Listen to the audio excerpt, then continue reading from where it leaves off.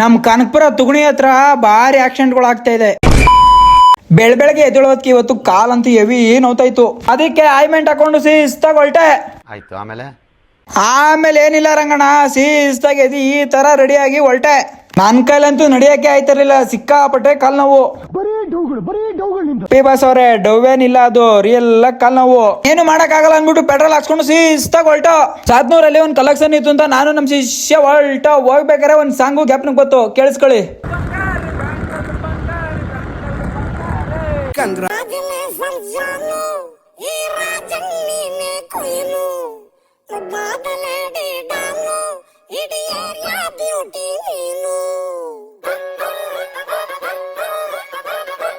ಗಾಡಿ ಓಡಿಸಿ ತಲೆ ಕೆಟ್ಟೋಗ್ಬಿಟ್ಟಿತ್ತು. ಅದಕ್ಕೆ ನಮ್ ಬಾರ್ ಸಿಕ್ತು. ಅಲ್ಲೇ ಒಂದ್ 90 ಹಾಕೊಂಡೋಗಿ ಗಾಡಿ ಪಿಕಪ್ ಮಾಡ್ಕೊಂಡು ಶಿಸ್ತಾಗಿ ಹೊಲ್ಟೋ. ಅಲ್ಲಿ ಬಂದ್ ನೋಡಿದ್ರೆ ಕಸ್ಟಮರ್ ಇಲ್ಲ. ಏನು ಮಾಡಕ್ಕಾಗಲ್ಲ ಅಂತ ನಮ್ ಕನಕಪುರ ಕಡೆಗೆ ಬಂದೋ. ಬೆಳಗ್ಗೆ ಹೊಟ್ಟೆ ಹೈತೈತೆ ಅನ್ಬಿಟ್ಟು ನಮ್ ಚಾಮುಂಡೇಶ್ವರಿ ಹೋಟ್ಲಿಗೆ ಬಂದೋ. 2 ಮಟನ್ ಪಲಾವ್ ತಂದ್ಕೊಂಡು ನಾನು ನಮ್ ಶಿಷ್ಯ ತಿನ್ಕೊಂಡು ಹಂಗೆ ಕಾಲ್ ಸುಪ್ ಕುಡ್ಕೊಂಡು ಹೊಲ್ಟೋಗ. ನನ್ಗಂತೂ ಪೆಟ್ರೋಲ್ ಹಾಕ್ಸಿ ಸಾಕಾಗ್ಬಿಟ್ಟದೆ. ಇವನ್ನೇ ಎತ್ತಕೊಂಡು ತುಗುಣಿ ಕಡೆ ಹೊಲ್ಟೆ. ಹೋಯ್ತಾ ಇದ್ದಂಗೆ ದೊಡ್ಡ ಆಕ್ಸಿಡೆಂಟ್. ಈ ರೋಡಲ್ಲಂತೂ ನಮ್ ತುಗುಣಿ ಹತ್ರ ಹೆವಿ ಆಕ್ಸಿಡೆಂಟ್ಗಳು ಐತೈತೆ. ಯಾಕೆ ಅಂತ ಗೊತ್ತಿಲ್ಲ, ಯಾರು ಏನ್ ಮಾಡಿಸ್ಬಿಟ್ಟವ್ರೆ ಅಂತಾನೂ ಗೊತ್ತಾಯ್ತಲ್ಲ. ಆ ರೋಡಲ್ಲಿ ಬರೀ ಇಂತದೆಯ 2-3 ದಿವಸದಿಂದ 2 ಡೆತ್ ಆಗ್ಬಿಟ್ಟಿದ್ದು ಗೈಸ್. ಅಲ್ಲಿ full spot.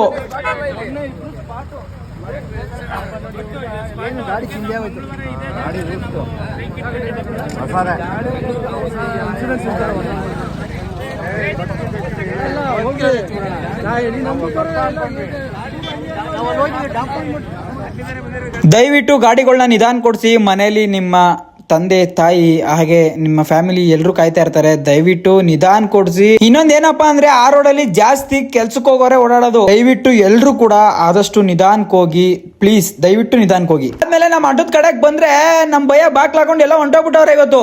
Why I don't understand. ನಮ್ ರಂಗಣ್ಣ ಬೇರೆ ಪದೇ ವೈ ಅನ್ಕೊಂಡು. ನಂಗೆ ಗೊತ್ತಿಲ್ಲ ರಂಗಣ್ಣ.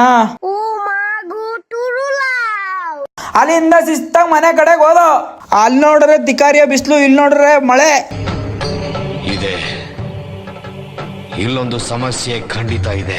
ಅದೇನ್ ಸಮಸ್ಯೆ ಇದತ್ತೋ ನನ್ಗಂತೂ ಗೊತ್ತಿಲ್ಲ. ಬೆಳಗ್ಗೆಯಿಂದ ತಿರ್ಗಾಡ್ ಸಾಕಾಗ್ಬಿಟ್ಟಿತ್ತು. ಶಿಸ್ತಾಗ ಮಗ ತೊಳ್ಕೊಂಡು ಈ ತರ ಅದೇ.